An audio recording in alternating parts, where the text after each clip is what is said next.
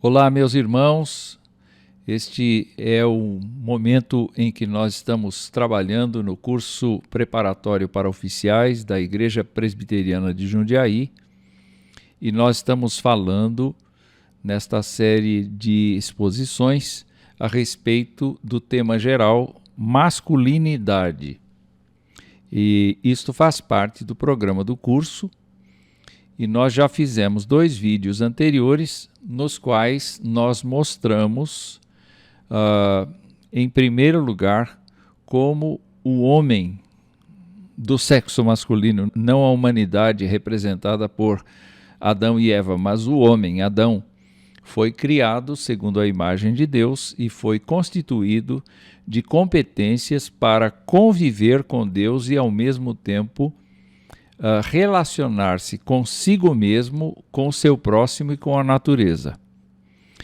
Depois nós vimos no segundo vídeo como a queda do homem produziu efeitos danosos na imagem, não porém destruindo-a, mas fazendo com que ela eventualmente se tornasse uma imagem pervertida, uma imagem totalmente depravada. E certamente todas as pessoas que não têm a fé em Jesus Cristo estão ainda nesta condição. Mas na exposição de hoje nós vamos entrar no tema 3. Nós vamos falar da restauração da verdadeira masculinidade. E eu penso que este será o primeiro momento desta discussão. A restauração da verdadeira masculinidade passa inicialmente pela necessidade de nós entendermos qual é o padrão divino criado, qual é o padrão divino estabelecido para a masculinidade. E depois, então, nós vamos tratar de como nós podemos trabalhar a nossa própria masculinidade dentro dos moldes bíblicos como pessoas convertidas, transformadas pelo Evangelho. Lembrando a todos que o objetivo geral destas exposições é identificar, compreender e avaliar a masculinidade sob a ótica das Escrituras. Eu estou usando aqui as citações da Bíblia, Nova Versão Transformadora. Queria lembrar vocês também que os objetivos específicos deste curso de masculinidade é identificar nas Escrituras como o homem, o ser masculino, foi projetado, construído e dotado de competências. O segundo objetivo seria compreender a vida masculina na terra projetada por Deus, fato que nós estamos trabalhando ainda, e avaliar a masculinidade sob a ótica das Escrituras nos âmbitos da criação, queda e redenção.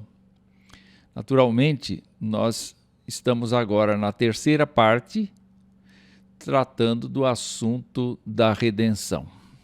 E eu queria começar a fala de hoje remetendo todos nós a uma série de estudos que foram feitos no século XIX, século XX, coisas muito antigas, que procuraram mostrar as características histórico-sociais do homem e da mulher. Por que eu quero falar isto?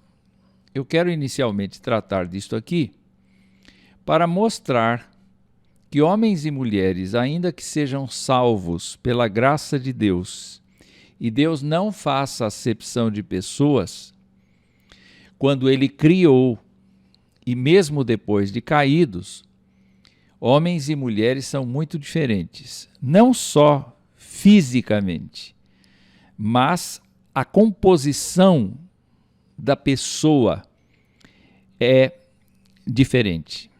A fabricação, o modo de fabricação do homem e da mulher são diferentes. Esses estudiosos antigos, então, se posicionavam da seguinte maneira: nós homens, somos caracterizados pelo fato de ser racionais. Isso significa que nós muitas vezes queremos ver para crer, queremos ter provas, queremos ter experiências para poder aceitar um fato. Misteriosamente, do lado feminino, os estudiosos encontraram uma coisa chamada intuição. A mulher intui. Ela, de repente, diz para você, olha, não gostei dessa pessoa. E ela não sabe dizer por que não gostou.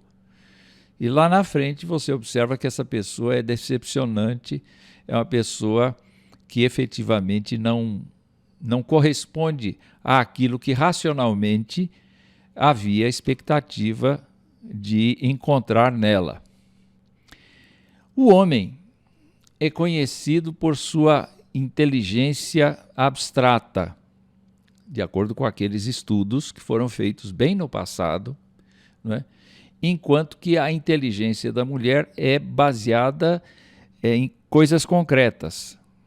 Então, o ser masculino trabalha muito a ideia genérica, ele consegue imaginar, ele consegue sonhar coisas, enquanto que a mulher precisa de situações sólidas, de situações concretas, não é? Você pode pensar aqui numa construção de casa, por exemplo.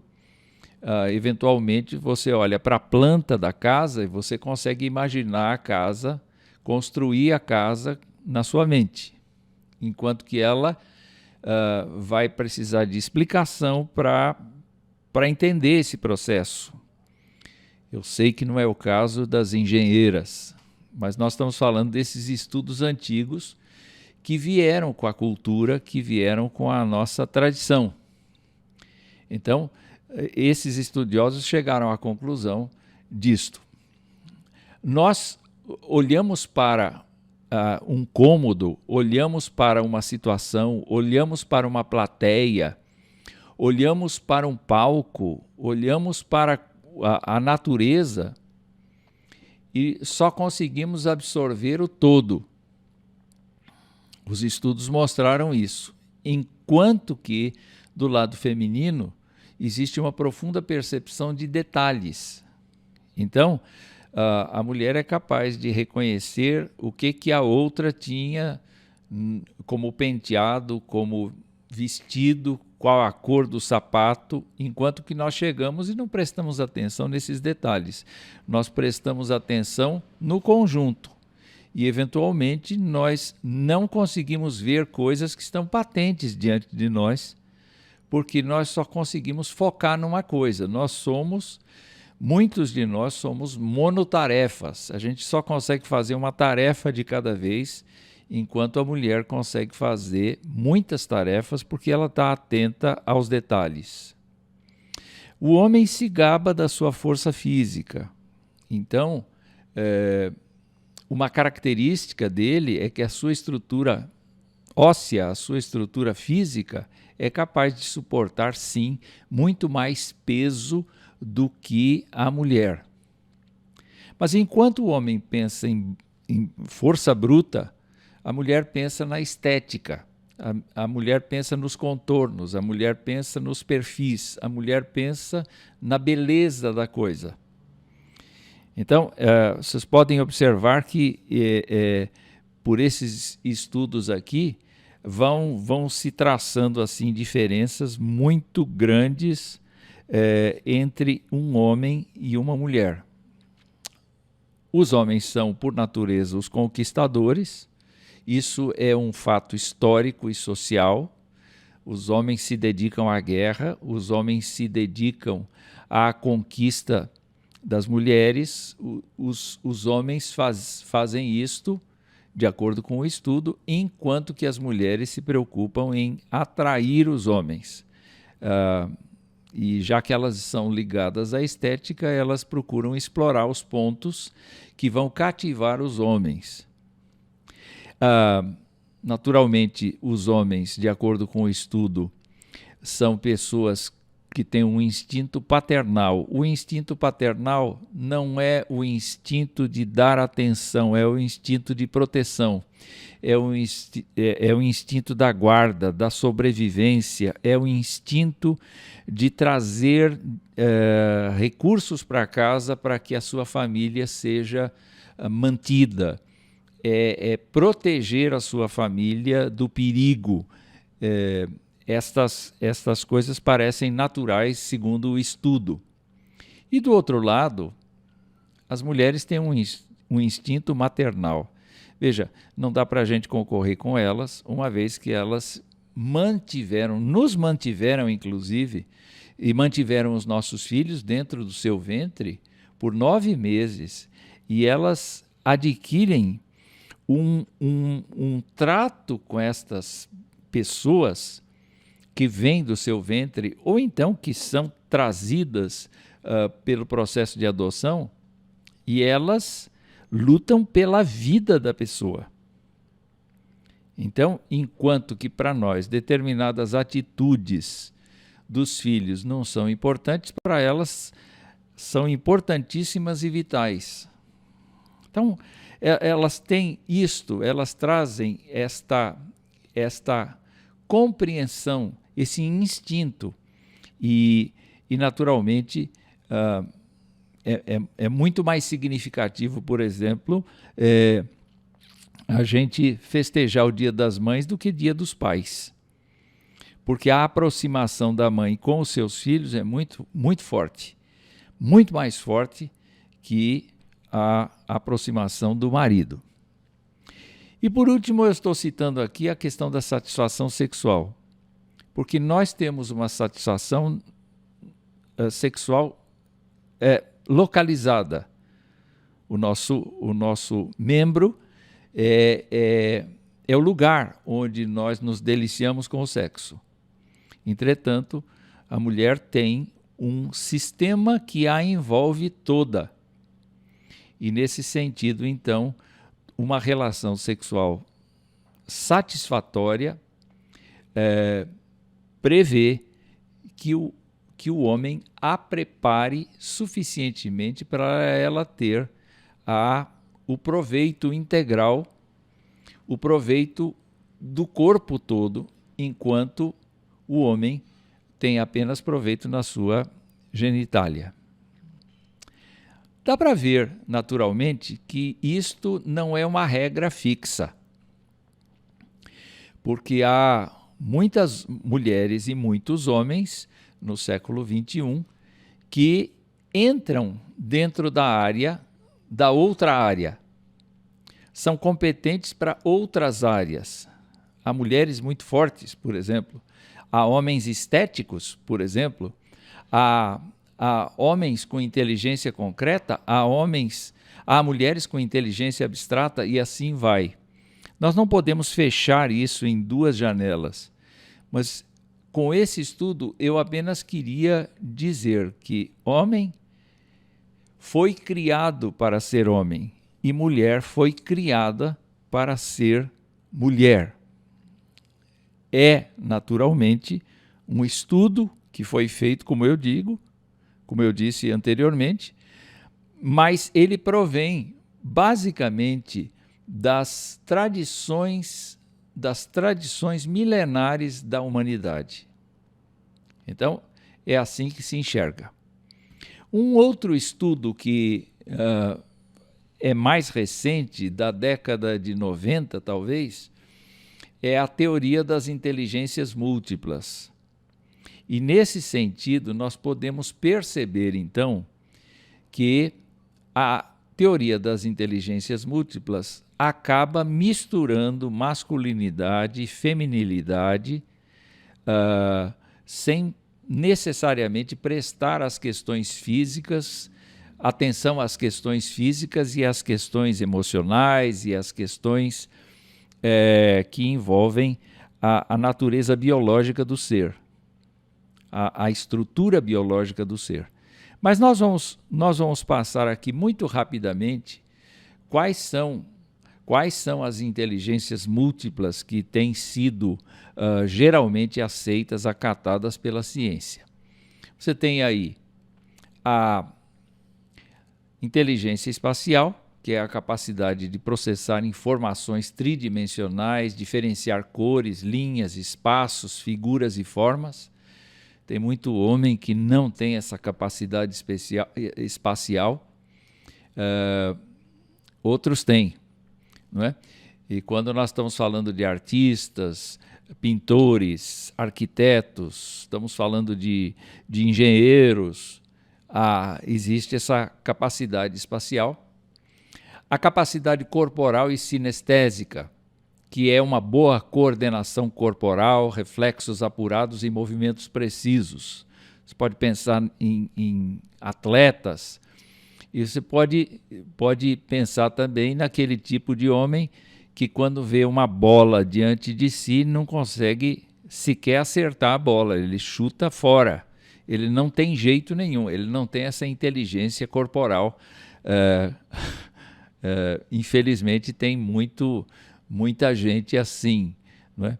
Mas a maioria dos brasileiros gosta de um futebol e, portanto, desenvolveu a inteligência corporal.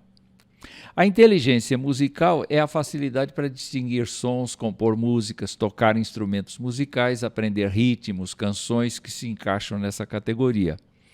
De certa maneira, um dos grandes trabalhos da Igreja é desenvolver a inteligência musical em todos os seus membros.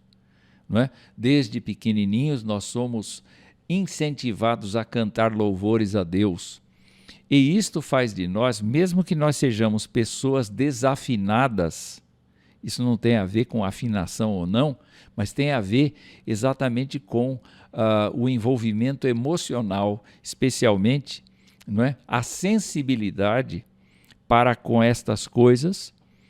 Então, a inteligência musical é uma coisa que pode ser desenvolvida no decorrer dos anos, especialmente no seio da igreja, onde se canta muito. Vocês podem ver também que muitos dos cantores populares, eles saíram da igreja.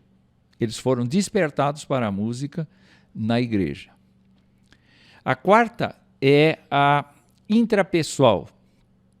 E, nesse sentido, fala das pessoas que são reservadas demais, são as pessoas que têm uma tendência para a pesquisa, para se concentrar na escrita, para fazer projetos. Como é que uma pessoa consegue escrever livros?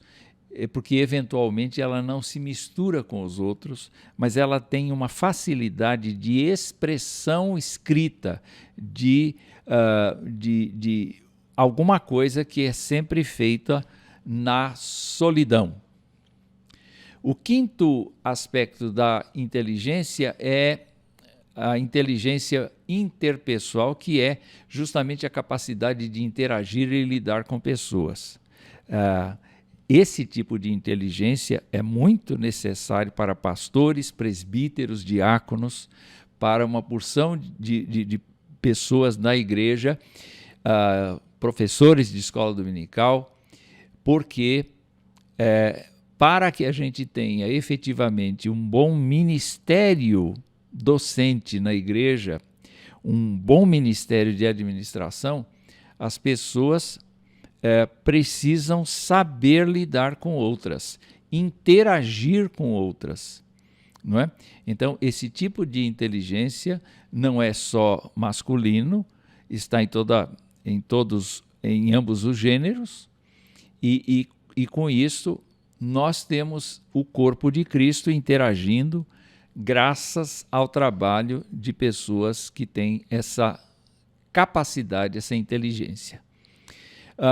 Depois tem o sexto, que é a lógico-matemática, que trata da capacidade de identificar padrões lógicos em linhas de raciocínio, e desse modo o estilo está diretamente relacionado aos números. Tem muita gente que é boa em programação de computador, por exemplo, em rotinas que exigem, que demandam muita capacidade de reflexão, especialmente dentro da área de exatas. Então, essa é uma inteligência também citada na teoria na teoria das inteligências múltiplas. A outra é a inteligência linguística, que é usar a linguagem na transmissão de ideias, tanto na forma escrita quanto na oral. Uma coisa que nós precisamos ver é que a Bíblia não demanda que presbíteros, diáconos, pastores sejam naturalmente capazes de transmitir com facilidade ideias. Eu conheci na vida pastores que não se identificavam com o púlpito, mas se identificavam com a visita, com o cuidado pastoral, com o aconselhamento, com a sala, ele e a ovelha trabalhando, e esse ministério dava muito fruto no trabalho deles. Eu também vi presbíteros que tinham pavor de estar diante da igreja, até tremiam as pernas desses presbíteros. Me lembro de um presbítero espanhol chamado José Miron, dos meus tempos de criança, que não gostava absolutamente, até no dia de entregar a ceia do Senhor, ele tremia. Mas ele era um homem de oração. Então, frequentemente, José Miron era convidado a orar. Então, lá do banco dele, ele fazia suas orações, e eram orações muito maduras, abençoadoras. E eu me lembro que, quando ele se encontrava com as pessoas, ele dizia: olha, o seu nome está escrito no meu caderno, e eu oro toda semana pelo irmão, pela irmã. E isso fazia dele um grande presbítero, não é? Mas ele não tinha a inteligência linguística. Ele tinha uma capacidade muito grande ministerial, mas ele não tinha a capacidade de transmissão de ideias, tanto na forma escrita quanto na oral. Pastores, professores de escola dominical, indispensável para eles, não é? A outra inteligência, a oitava, é a inteligência existencial. Todos nós devemos ter essa inteligência, desenvolver essa inteligência, porque trata exatamente da nossa capacidade de compreender os mistérios do Evangelho, de compreender a fé cristã, de argumentar a favor da fé cristã, de crer na fé cristã, de desenvolver os conceitos, de questionar a existência humana. Então ela está ligada, sim, aos hábitos familiares, às crenças, ao nosso culto, não é? E todo crente deve ser desenvolvido na inteligência existencial. E a inteligência naturalista é a última, tem a ver com a sensibilidade à natureza, aos animais e ao meio ambiente. E eu diria que esta inteligência é também uma inteligência importante para nós incutirmos, nós que somos candidatos a oficiais ou nós que somos oficiais da igreja, nós precisamos incutir nos outros o amor pela natureza, a sensibilidade para com a situação que vive a natureza e como nós podemos tratar o meio ambiente. Nós devemos ser os primeiros em exemplo de amor àquilo que Deus criou. Muito bem. Quando nós pensamos em masculinidade, quem é que nós vamos procurar como referência? Nós poderíamos procurar gente como Abraão, Isaac, Jacó, Samuel, Davi, Salomão. Poderíamos procurar Isaías, Jeremias, os outros profetas. Poderíamos procurar os apóstolos, os grandes diáconos do primeiro século, Filipe, Estevão. Mas todos eles seriam tão humanos quanto nós. Todos eles certamente nos dariam exemplos bons de alguma virtude encontrada neles como seres masculinos. Entretanto, nós temos que nos lembrar que quando Deus nos criou foi segundo a sua imagem e semelhança. E a pessoa que se parece com Deus, na verdade, é o Senhor Jesus Cristo. Então, hoje, nós vemos que as teorias nos mostram diferenças entre homens e mulheres, e nós percebemos que no século XXI, essa abordagem de diferença entre homem e mulher está praticamente desaparecida, e no seu lugar foram colocadas inteligências das mais diversas procedências, não é? Mas quando nós olhamos para Jesus Cristo tinha todas as características de um homem, porque ele era de fato um homem, e Jesus Cristo tinha todas as inteligências que a ciência pode enumerar. Ele era completo, porque era justamente o próprio Filho de Deus vindo à Terra, encarnado como homem, vivendo como homem, para atuar no meio das pessoas. Hebreus vai nos dizer que ele não veio para salvar anjos, ele veio para salvar seres humanos.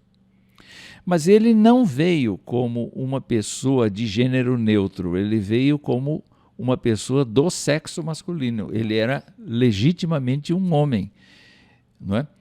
E quando nós lemos Romanos capítulo 8, verso 29, nós encontramos o projeto divino e podemos aproveitar esse projeto divino tanto para a masculinidade quanto para a feminilidade. Mas como o nosso estudo é masculinidade, nós só vamos usar esse viés. E está escrito assim: pois Deus conheceu de antemão os seus e os predestinou para se tornarem semelhantes à imagem de seu Filho, a fim de que ele fosse o primeiro entre muitos irmãos. Aí o projeto de Deus. Eu queria lembrar que cada um de nós que aceitou a Jesus Cristo como seu Senhor e Salvador está dentro deste projeto. Eu não vou entrar aqui no mérito da predestinação nesse momento, porque não é o foco desse estudo, mas a predestinação tem um objetivo. Ela não é para dar para a gente uma cadeira no céu. A predestinação é para que os que são de Deus, de todas as épocas, sejam semelhantes à imagem de seu Filho, a fim de que ele seja o primeiro entre muitos irmãos. Quando olhamos para a Bíblia, nós vemos que os evangelhos e as cartas apresentam um retrospecto da vida de Jesus como um menino, um adolescente, um jovem, um homem feito, o Deus homem, mas ao mesmo tempo mostram e nos dão a esperança de que esta imagem que está sendo formada em nós só vai se completar lá na glória celestial. Não é aqui. Então, diante desta circunstância, nós devemos nos lembrar que nós estamos a caminho de, cada dia, precisa ser um dia em que a gente cresça um pouco mais segundo essa imagem. Então, eu queria caminhar com vocês pensando um pouco em coisas que os evangelhos nos dizem. Na verdade, eles dizem muito pouco. Muito pouco. Mas alguns versículos não nos dão ideia do que aconteceu com Jesus. Jesus foi uma criança normal. A Bíblia nos mostra que ele cresceu fisicamente e ele se desenvolveu espiritualmente. Perceba a importância de acrescentar o lado espiritual à masculinidade. Se no estado natural o ser humano não compreende as coisas de Deus porque lhe parecem loucura, na vida espiritual, na vida cristã, um homem precisa alimentar o seu lado físico e precisa alimentar o seu lado espiritual. Não basta comer arroz e feijão e fazer uma oração. É necessário a gente fazer muito mais do que isso em ambas as áreas. Então a gente cresce no conhecimento científico, a gente cresce na capacidade profissional, a gente cresce nos relacionamentos, mas ao mesmo tempo a gente precisa entender que Jesus Cristo crescia desse lado, aprendia o ofício de carpinteiro com seu pai, mas ao mesmo tempo ele aprendia a ter uma convivência com Deus cada vez mais estreita. Lucas capítulo 2 é o que mais declara essas coisas, mostra que Jesus Cristo já era muito sábio aos 12 anos, e ele provou isso junto aos doutores no templo por meio de perguntas e respostas. O povo ficava encantado de ver como é que aquele adolescente já manuseava a escritura com muita habilidade. Por que razão? Porque como homem, como ser masculino, ele foi sendo treinado nas questões da vida, mas ao mesmo tempo treinado na comunhão, na espiritualidade. Então, se nós nos convertemos aos 40 anos, a gente já viveu 40 anos de vida, já aprendeu ofício, já casou, já tem filhos, a gente já fez uma porção de coisas na terra, mas a gente precisa ter o trabalho de percorrer esse caminho de maneira que a gente também tenha 40 anos de experiência com Deus. Não dá para a gente imaginar uma pessoa que vai crescendo na área profissional, mas não vai crescendo na espiritualidade. O ser masculino bíblico é aquele ser que cresce harmonicamente nas duas áreas. Jesus, na vida retirada que levou por vários anos em Nazaré, foi uma criança obediente aos pais. Desde cedo ele revelou-se como uma pessoa que acatava os mais velhos. Isso é importante para nós. Há um momento em que a gente manda e há um momento que a gente obedece. Há um momento em que a gente entende como funciona a obediência e isso revela que Jesus Cristo tinha, sim, uma implicação muito grande com o honra teu pai e tua mãe, e ele fez isto de uma maneira muito positiva, muito compenetrada. Lucas nos diz que ele ia todo sábado à sinagoga. Isso depois do batismo dele, mas a gente não pode imaginar que ele começou a ir na sinagoga depois que foi batizado, não. Na verdade, ele foi consagrado, ele foi circuncidado ao 8º dia, e os seus pais, sempre que a lei permitia, eles o levaram ao templo. Então, ele participou das questões do templo, talvez a partir dos 12 anos, mas na sinagoga, que era dentro de Nazaré, dentro da sua cidade, todo sábado com seus pais, com sua família, ia lá Jesus Cristo, sim, como era seu costume, diz Lucas.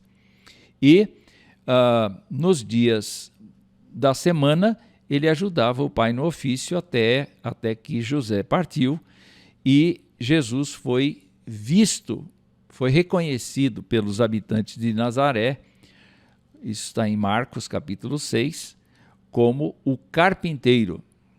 Em outras palavras, é possível que depois que Jesus começou a interrompeu o seu ofício de carpinteiro e começou a pregar o evangelho pelas cidades, algumas pessoas tenham dito assim, essa mesa foi ele que fez, ou essa porta foi ele que fez, essa janela foi ele que fez. Enfim, a gente pode ver marcadas na vida de Jesus Cristo uma vida absolutamente normal, em que ele tinha necessidade, como arrimo de família, como primogênito da casa, ele tinha que sustentar a família na ausência de José, que a gente não sabe com que idade se foi. Algumas referências bíblicas, Bavinck cita que são importantes. Jesus Cristo sabia ler e escrever. Todo homem, ainda que não tenha frequentado uma faculdade, deve cuidar desta parte. Deve ser uma pessoa que efetivamente saiba ler e leia. Não leia apenas a Bíblia, leia livros de edificação, leia livros que porventura gostar, mas leia, porque a leitura aumenta o nosso vocabulário, aumenta a fluidez com que nós falamos e permite que nós, sem dúvida alguma, sejamos cada vez mais esclarecidos. Não é? Um homem que vive na dependência de outras pessoas, que vive sem informação nenhuma, os outros estão lá na frente, ele está lá para trás porque ele não consegue acompanhar, é um homem que perde muito. Jesus Cristo demonstrou que sabia ler e escrever, especialmente quando foi convidado na sinagoga para ler o livro da lei. Ele se levantou, pegou Isaías, o rolo de Isaías, encontrou o local, leu a passagem e depois afirmou que aquela passagem se referia a ele próprio e censurou as pessoas que o cercavam quando disse assim: vocês erram não conhecendo as Escrituras. Ele não conhecia as Escrituras por Deus falar para ele nas orações. Ele conhecia as Escrituras de ler as Escrituras. Não é? Jesus Cristo tinha muita familiaridade com o Antigo Testamento, até porque o seu ministério dependia muito do Antigo Testamento. Ele tinha que cumprir o Antigo Testamento, ele tinha que viver de acordo com a lei do Antigo Testamento. Ele não podia errar em ponto nenhum. É verdade que, sendo divino, ele não podia pecar. E sendo humano, ele conjugava a vontade não querendo pecar, não é? E diante dessa situação, ele era diferente de nós, absolutamente diferente. Mas ele lia o Antigo Testamento de um jeito messiânico, diferente de muitas vezes que nós lemos o Antigo Testamento simplesmente pensando no fato em si ou na história em si que nós estamos lendo. Ele, na verdade, ele trabalhava muito messianicamente o Antigo Testamento e por isso ele conhecia muito. Ele também conhecia a gente do seu tempo, conhecia não só a vida do povo, o dia a dia do povo, o cotidiano do povo, mas Jesus Cristo conhecia os fariseus, conhecia os saduceus, conhecia as doutrinas, conhecia as coisas que podiam afetar a sua mensagem. E por conta disso, ele sabia combater essas coisas. Dá para perceber, então, que fazia parte deste homem modelo ler e escrever, familiaridade com a Escritura, conhecer as ideias que as pessoas têm da fé e conhecer a vida moral. Diversas vezes ele foi interpelado pelas autoridades ou pelos judeus fariseus ou saduceus a respeito de questões da vida cívica, da vida política da sua época, e ele se pronunciou. Por exemplo, dai a Deus o que é de Deus, dai a César o que é de César. Ele pagou tributos normalmente, como qualquer pessoa. Uma vez estavam sem dinheiro, ele pediu para Pedro pescar e Pedro tirou da boca do peixe a moeda necessária para pagar o tributo.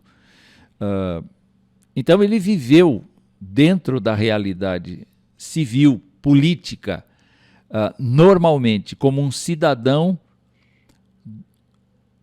do seu país. Ele obedeceu às autoridades quando foi necessário, ele rejeitou as tradições quando foi necessário, e muitas vezes ele fez isso. não é? Mas Jesus Cristo era também uma pessoa que amava a natureza.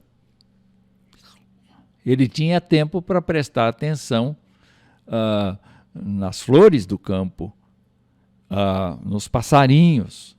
E ele usou diversas vezes coisas da natureza para exemplificar o cuidado de Deus para com as pessoas. Então, admirar uma flor, tirar uma fotografia de uma paisagem, não é coisa de mulher, é coisa de homem também. A masculinidade não passa pelo ser bruto, mas passa pela compreensão de que, assim como Deus nos criou, Deus criou as coisas à nossa volta, e nós devemos ter constantemente em nós esta admiração pela obra que Deus criou. Quando você pega, por exemplo, o salmista, que diz assim: os céus proclamam a glória de Deus, o firmamento anuncia as obras das suas mãos, você está pensando num guerreiro que falou isso. É um homem, na acepção da palavra, é um valente. Entretanto, ele tem a capacidade de reconhecer a beleza natural das coisas que Deus criou. E a coisa mais característica de Jesus Cristo é que frequentemente ele se retirava para ter comunhão com Deus. Era um homem de oração. Ele precisava orar. Mas a gente pode perguntar, ele se dedicou ao ministério, não era obrigação dele orar? Sim. Mas a parte disto, Jesus Cristo constantemente interrompia tudo o que fazia, exatamente com o objetivo de ter comunhão com Deus. Erickson lembra de outros detalhes que são interessantes. Jesus declarou algumas vezes amor pelas pessoas e demonstrou amor pela humanidade ao morrer na cruz, é verdade. Mas ele fez disso uma prática. Era um homem amoroso. E especialmente João faz um registro a respeito de Jesus, dizendo que havia um discípulo que Jesus amava. Provavelmente era o próprio João.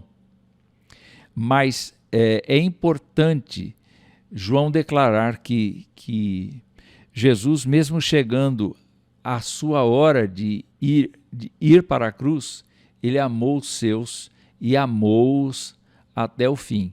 Este amor não é um sentimento de apreciação, é uma ação de entrega, é uma ação de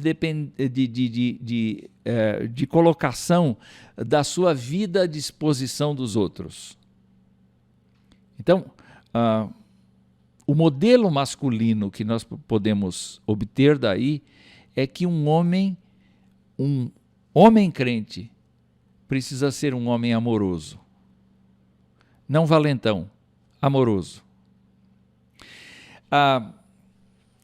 Erickson ainda diz que Jesus tinha compaixão ou pena dos que estavam esfomeados, doentes ou perdidos. Jesus parava por qualquer coisa. Jesus cuidava de pessoas. O tempo dele, a fome dele, a sede dele não eram importantes. Marcos registra que Jesus às vezes estava em casa e não tinha tempo de comer. A sua família ficava absolutamente angustiada com isso, porque ele estava no ministério, ele estava realmente trabalhando por compaixão das pessoas. Não é? Quando ele foi traído por Judas, ele sentiu imensa tristeza, angústia. Não pense você que nós não vamos ser traídos. Jesus Cristo não foi uma pessoa dura, foi uma pessoa que demonstrou essa tristeza e angústia quando Judas o traiu, mas também quando Jesus falou de ser a videira, de nós sermos seus ramos, e de quando ele falou dos seus discípulos na oração sacerdotal, ele disse assim: eu exulto, eu me alegro por eles. Quer dizer, é um homem que vive, é o Deus homem, mas aqui olhando a masculinidade de Jesus, é uma pessoa que sente imensa alegria diante de ver o crescimento dos outros. É uma pessoa que também tem uma forte carga emocional de ira contra pessoas endurecidas. Por vezes ele discutiu com escribas, com fariseus, com os próprios discípulos, chamou os discípulos de gente de pouca fé. Enfim, ele trabalhou e ele ficou extremamente indignado com o procedimento das autoridades do seu tempo, dos religiosos do seu tempo, justamente porque eles estavam mais preocupados com tradições do que propriamente com vida. Ele ficou encantado de ver a fé do centurião, que disse: Senhor, o senhor não precisa ir na minha casa, não. É só o senhor dizer aqui e agora que eu vou para casa seguro de que o meu criado vai ficar curado. Jesus Cristo ficou admirado de ver a fé desse homem, ao ponto de dizer: eu não encontrei fé assim em Israel. E diante do problema de Lázaro, seu grande amigo, não é? Diz a Bíblia que Jesus chorou. Diz que Jesus se agitou interiormente, Jesus se emocionou muito, Jesus sofreu. Mesmo sabendo que Lázaro tinha morrido, aquele era um momento de intensa emoção e Jesus Cristo se entregou ao choro. É muito interessante ver um homem chorar. E muitos de nós talvez tenhamos sido criados com essa ideia: homem não chora. O perfeito homem chorou. E nós temos que pegar dele o exemplo, porque ele é o homem perfeito. Mais algumas coisas que eu queria falar a respeito de Jesus Cristo. Algumas características que me parecem importantes que eu estou adicionando aí. Jesus Cristo foi concebido por obra do Espírito Santo, Jesus Cristo nasceu e foi revestido do Espírito Santo, Jesus viveu a sua infância, adolescência, juventude e vida adulta cheio do Espírito Santo.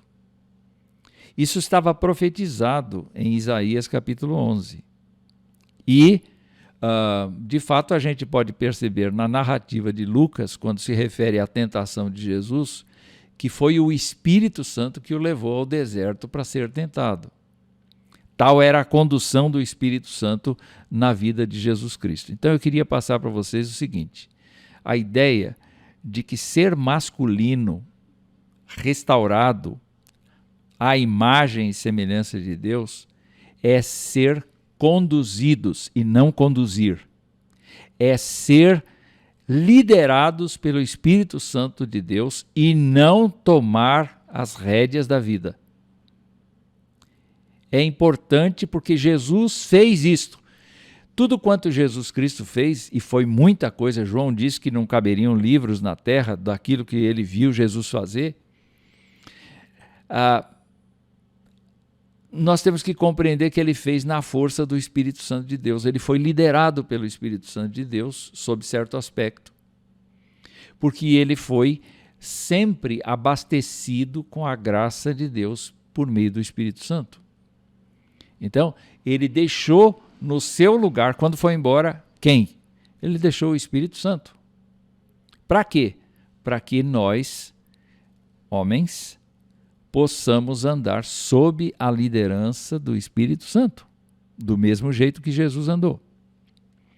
A outra coisa é que Jesus Cristo foi obediente à vontade do Pai. Olha, para conseguir cumprir todas as coisas, Jesus Cristo renunciou todo o tempo à sua própria vontade para seguir a vontade do Pai. O ser masculino, crente em Jesus Cristo, precisa aprender a ser obediente, não para se salvar, porque Jesus Cristo já nos substituiu na cruz, mas para viver a verdadeira masculinidade. A masculinidade passa pela obediência irrestrita à vontade de Deus, mediante a fé. A outra coisa que eu me lembro a respeito de Jesus Cristo é que ele disse: vinde a mim, todos vós que estáis cansados e sobrecarregados, e eu vos aliviarei. E ponham sobre vocês o meu jugo e aprendam de mim, porque eu sou manso e humilde de coração. Vocês vão encontrar descanso para as vossas almas. E eu pego para mim, pessoalmente, esta lição de um temperamento controlado por Deus, manso. E um temperamento que sabe que precisa de Deus para viver, humilde. Jesus Cristo era manso e humilde, apesar de ser Deus. Ele não precisava ser, mas ele era. E o que é muito interessante perceber é que a verdadeira masculinidade não está, e eu repito, na valentia, na precipitação, na soberba. Então, nessas coisas, a verdadeira masculinidade está na capacidade de assimilar os golpes, de saber que depende de Deus e que pode trazer alívio para as pessoas. Isso é ser masculino, como Jesus foi. Jesus foi sacerdote de sua casa, a igreja. Naturalmente, ele foi sacerdote na sua casa física. Ele cuidou da sua mãe, cuidou dos seus irmãos menores, enquanto estava ali dentro de casa.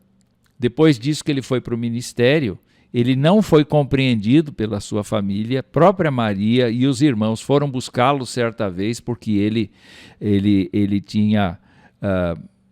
não estava mais igual ao que estava antes do batismo, porque agora ele estava no ministério, e acharam que ele estava lunático, maluco. Ele rejeitou a família naquele momento, ele não aceitava a contribuição dos irmãos dele, porque os irmãos não criam nele. Mas na hora da morte, ele entregou sua mãe a João, e dizendo: filho, eis aí tua mãe, mãe, eis aí o teu filho.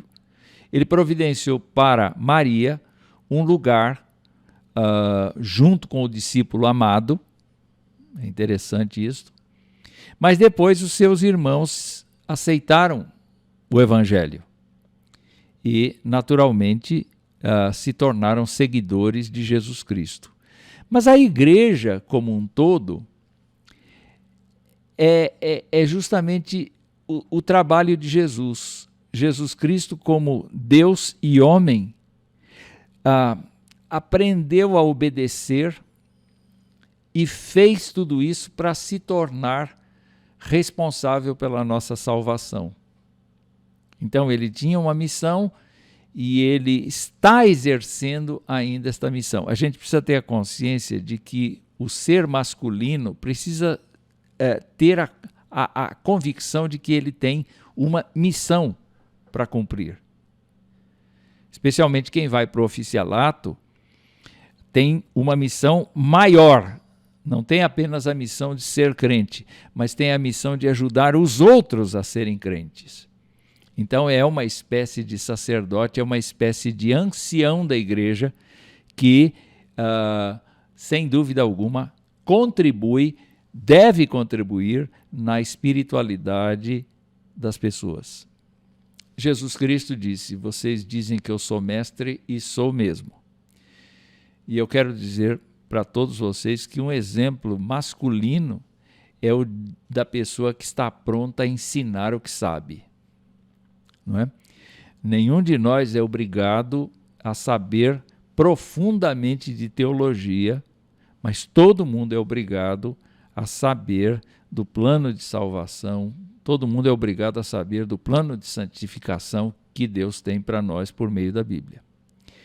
E uma última figura é a figura do amor doce de Jesus Cristo pelas crianças. Em certa ocasião, os pais trouxeram seus filhos para Jesus abençoar e os discípulos escorraçaram os pais, dando a entender que Jesus Cristo não tinha tempo para criança. E Jesus Cristo tinha tempo para criança.